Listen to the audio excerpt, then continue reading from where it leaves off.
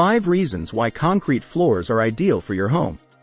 Dear friends, when you initially think of concrete floors, you probably think cold, prison-like, or industrial.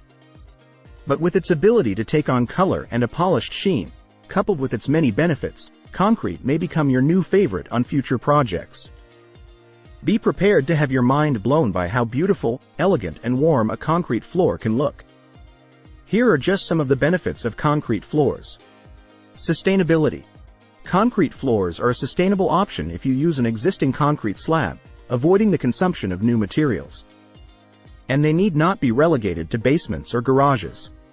Once the concrete is sanded down and polished or sealed, it looks perfectly refined in a traditional kitchen or living room, especially when layered with oriental rugs and pretty furnishings and fixtures.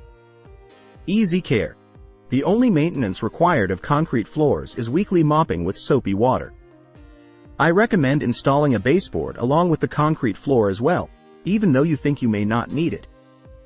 Just imagine what a dirty mop would leave behind in the crevice where the floor meets the wall if there were no baseboard.